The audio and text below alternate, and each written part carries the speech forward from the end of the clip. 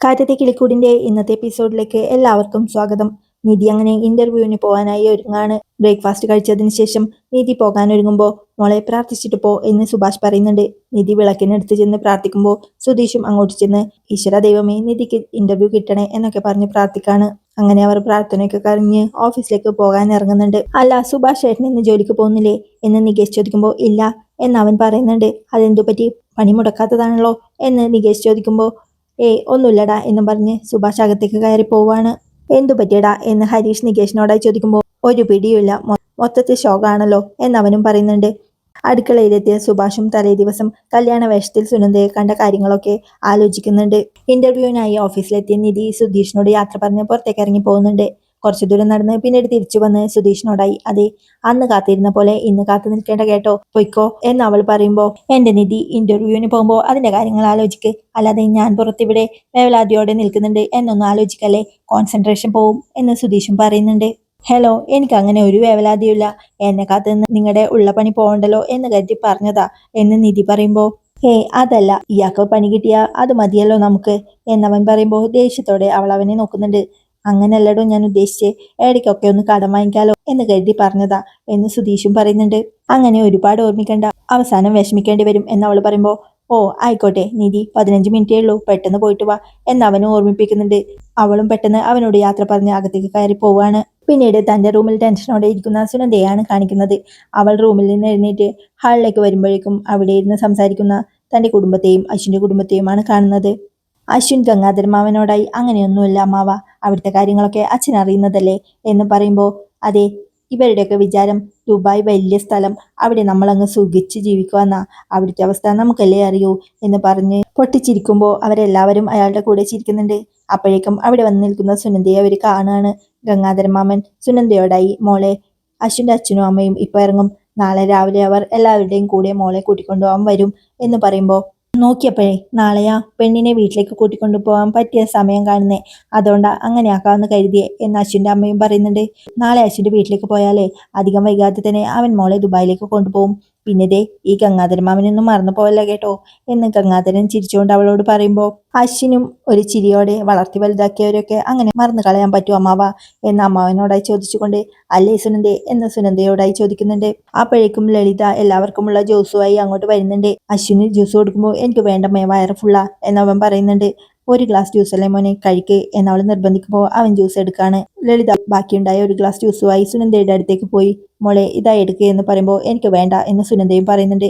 നാളെ കൊണ്ടുപോകാനുള്ള പെട്ടിയൊക്കെ പാക്ക് ചെയ്തോ മോളെ എന്നവർ ചോദിക്കുമ്പോൾ സുനന്ദയും ഒന്നും മിണ്ടാതെ നിൽക്കുന്നുണ്ട്. കാര്യം പെൺമക്കളെ കെട്ടിച്ചയക്കണം, എന്നാലും ഇവളിവിടുന്ന് പോകുന്നു പറയുമ്പോൾ നെഞ്ചിലൊരു വിങ്ങല എന്നും പറഞ്ഞ് ലളിത കരയാനൊരുക്കുമ്പോൾ എന്റെ ലളിതേ കരച്ചിലേ, നാളത്തേക്കും കൂടി കുറച്ച് മാറ്റിവെക്ക്, അവള് നാളെയേ പോകുന്നുള്ളൂ എന്ന് ധനയനും അല്പം ചിരിയോടെ പറയുന്നുണ്ട്. അതൊന്നും നിങ്ങൾ ആണുങ്ങൾക്ക് പറഞ്ഞാൽ മനസ്സിലാവില്ല എന്ന് ലളിതയും അല്പം പരിഭവത്തോടെ പറയുമ്പോഴേക്കും അതിന് സുനന്ദ ഇവിടുന്ന് എന്നേക്കുമായി പോകുന്നൊന്നുമല്ലല്ലോ, നിങ്ങൾക്ക് എപ്പോൾ വേണമെങ്കിലും അങ്ങോട്ട് വരാം, അവൾക്ക് എപ്പോൾ വേണമെങ്കിൽ ഇങ്ങോട്ടും വരാം എന്ന് അശ്വിനും പറയുന്നുണ്ട്. അതൊക്കെ ശരിയാ മോനെ, എന്നാലും ഇത്രയും കൂടെ ഉണ്ടായിരുന്ന ഒരാളല്ലേ പെട്ടെന്ന് പോകുന്നെന്ന് പറയുമ്പോൾ എന്തോ ഒരു വിഷമം എന്ന് ലളിതയും അല്പം സങ്കടത്തോടെ പറയുന്നുണ്ട്. അപ്പോഴേക്കും സുനന്ദയും ഞാനൊന്ന് പുറത്തു പോയി വരട്ടെ എന്ന് ചോദിക്കുന്നുണ്ട്. പുറത്തോ, എന്തിന് എന്ന് ലളിത ചോദിക്കുമ്പോൾ ഭാസ്കർ മാമന്റെ വീട് വരെ ഒന്ന് പോണം എന്ന് സുനന്ദ പറയുന്നത് കേട്ട് ലളിതയും അല്പം പരിഭ്രമത്തോടെ അവളെ നോക്കുന്നുണ്ട്. അല്ല അതെന്തിനാ ഇപ്പൊ അങ്ങോട്ട് പോകുന്നേ എന്ന് ഗംഗാധർ മാമൻ ചോദിക്കുമ്പോൾ ഭാസ്കർ മാമന്റെ മക്കളുടെ കൂടെയാണ് ഞാൻ കളിച്ചു വളർന്നേ, കല്യാണത്തിനും അവരുണ്ടായിരുന്നില്ല, അങ്ങോട്ട് ചെന്ന് അവരോടൊന്ന് യാത്ര പറഞ്ഞിട്ട് വരാം, നാളെ രാവിലെ ഞാൻ പോവല്ലേ എന്നവള് പറയുമ്പോൾ അതിന്റെ ഒന്നും ആവശ്യമില്ല എന്ന് ധനയനും പറയുന്നുണ്ട്.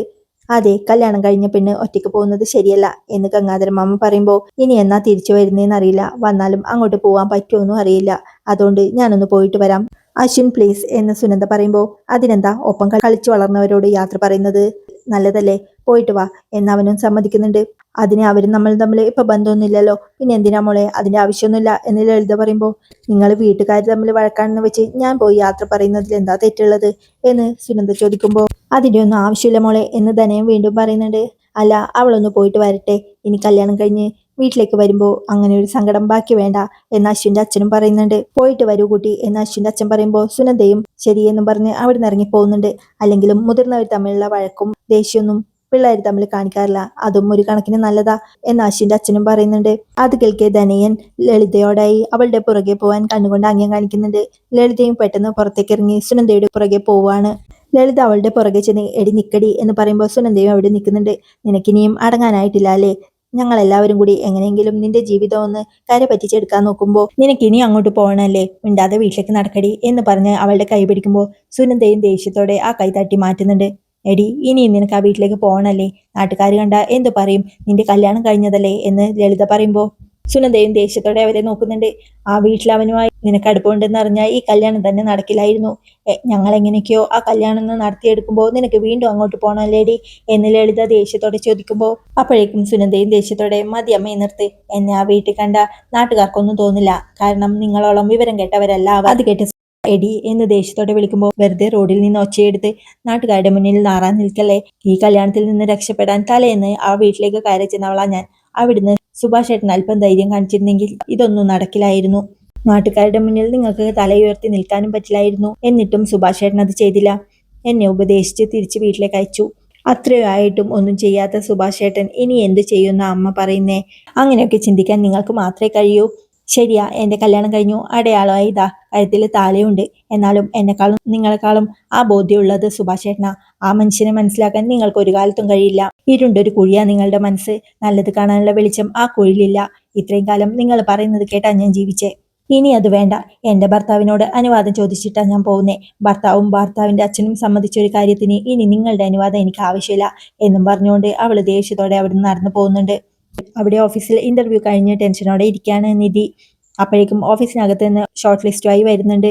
നിധി, രാജീവ്, ക്രിസ്റ്റി ഫെർണാണ്ടസ് ഇവർ രണ്ടുപേരൊഴികെ ബാക്കി എല്ലാവർക്കും പോവാം എന്നവർ പറയുമ്പോൾ ബാക്കി എല്ലാവരും എഴുന്നേറ്റ് പോകുന്നുണ്ട്. നിധി റിസപ്ഷനിസ്റ്റിന്റെ അടുത്ത് എത്തുമ്പോൾ സെക്കൻഡ് റൗണ്ടും ക്ലിയർ ആയിട്ടുണ്ട്, ഇനി നാളെ രാവിലെ ഒരു HR റൗണ്ട് കൂടി ഉണ്ട്, കൺഗ്രാറ്റുലേഷൻസ് എന്നവർ പറയുമ്പോൾ നിധി താങ്ക്സ് പറയുന്നുണ്ട്. ക്രിപ്സിൻ നിധിയോടായി കൺഗ്രാറ്റുലേഷൻസ് പറയുമ്പോൾ thank you, same to you എന്ന് നിധിയും പറയുന്നുണ്ട്. HR റൗണ്ട് അത്ര ബുദ്ധിമുട്ടൊന്നും ഉണ്ടാവില്ല, സാലറിയുടെ കാര്യമൊക്കെ സംസാരിക്കാനായിരിക്കും എന്ന് ക്രിപ്സിൻ പറയുമ്പോൾ നിധിയും സന്തോഷത്തോടെ തലയാട്ടുന്നുണ്ട്.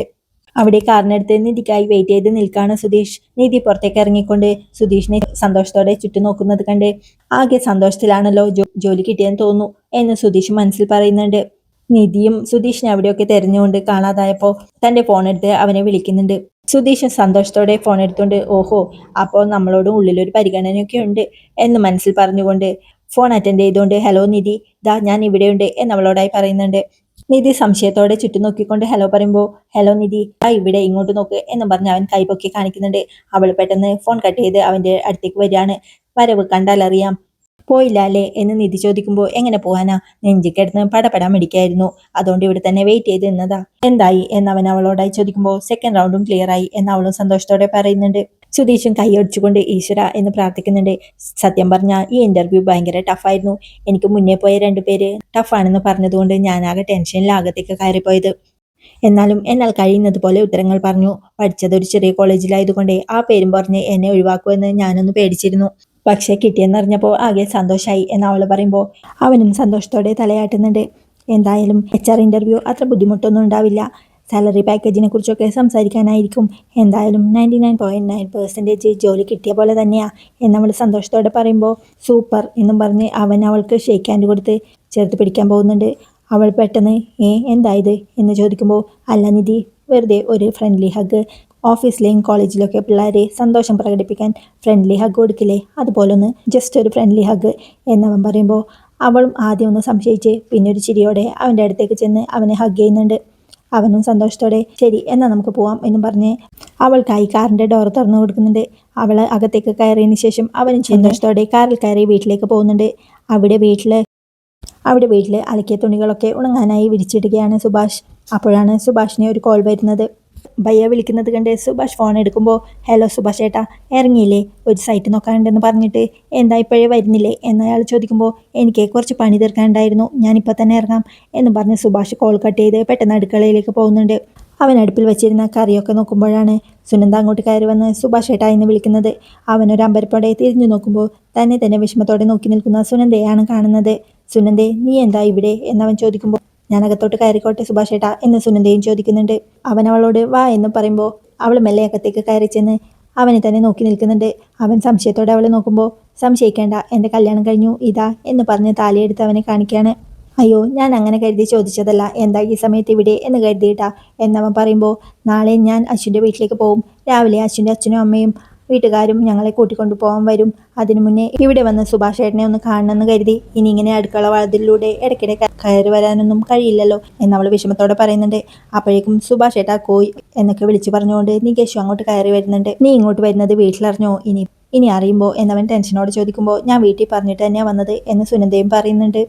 ആ സമയത്ത് ഡൈനിങ് റൂമിലെത്തിയ നികേഷും അവരുടെ സംസാരം ശ്രദ്ധിച്ച് അടുക്കളയിലേക്ക് മെല്ലെ നോക്കുന്നുണ്ട്. സുഭാഷ് ചേട്ടൻ എന്നോട് എന്തെങ്കിലും പറയാനുണ്ടോ? ഇനി നമ്മൾ ഒരിക്കലും കാണില്ല എന്നവൾ പറയുമ്പോൾ എവിടെയായിരുന്നാലും നീ സന്തോഷമായിട്ടിരിക്കണം എന്നവൻ പറയുമ്പോൾ സങ്കടത്തോടെ അവൾ അവനെ തന്നെ നോക്കി നിൽക്കുന്നുണ്ട്. ഈ കാഴ്ചയൊക്കെ കണ്ട് നികേഷ് പെട്ടെന്ന് ബാഗ് അവിടെ വെച്ച് പുറത്തേക്ക് ഓടുന്നുണ്ട്. അവിടെ ചെന്ന് തൻ്റെ ഫോൺ എടുത്ത് സുധീഷിനെ വിളിക്കുകയാണ് നികേഷ്. കാറിൽ നിധിയെയും കൂട്ടി വരികയായിരുന്ന സുധീഷ് കാറ് നിർത്തി ഫോൺ എടുത്ത് ലൗഡിലിടുന്നുണ്ട്. പറടാ നികേഷ് എന്ന് സുധീഷ് പറയുമ്പോൾ ഇവിടെ ഒരു സീൻ നടക്കുന്നുണ്ട് എന്നവൻ പറയുന്നുണ്ട്. സീനോ? എന്ത് സീൻ എന്ന് സുധീഷ് ചോദിക്കുമ്പോൾ എന്തു പറ്റിയദാസ് നികേഷ് എന്ന് നിധിയും ചോദിക്കുന്നുണ്ട്. ആ ഏട്ടത്തി ഉണ്ടോ? ഞാൻ കോളേജിൽ നിന്ന് വരികയായിരുന്നു. അകത്തേക്ക് കയറിയപ്പോഴുണ്ട് നമ്മുടെ അടുക്കളയിൽ സുനന്ദ നിൽക്കുന്നു എന്നവൻ പറയുമ്പോൾ സുനന്ദയോ എന്ന് സംശയത്തോടെ സുധീഷും ചോദിക്കുന്നുണ്ട്. അതെ സുധീഷ് ഏട്ടാ, ഞാൻ വരുമ്പോഴേ അവർ രണ്ടുപേരും അടുക്കളയിൽ നിന്ന് സംസാരിക്കായിരുന്നു എന്നവൻ പറയുമ്പോൾ എന്തിന് എന്ന് സുധീഷും ചോദിക്കുന്നുണ്ട്. അതൊക്കെ എനിക്കെങ്ങനെ അറിയാം? ഇനി അവളുടെ പുറകെ വല്യച്ഛനും അമ്മായിയൊക്കെ വന്നാലോ എന്ന് നികേഷ് പറയുമ്പോൾ ടെൻഷനോടെ ഇരിക്കുന്ന നീതിയെയും സുധീഷിനെയും കാണിച്ചുകൊണ്ടാണ് ഇന്നത്തെ എപ്പിസോഡ് അവസാനിക്കുന്നത്. ഈ കിളിക്കൂടിൻ്റെ ബാക്കി വിശേഷങ്ങളുമായി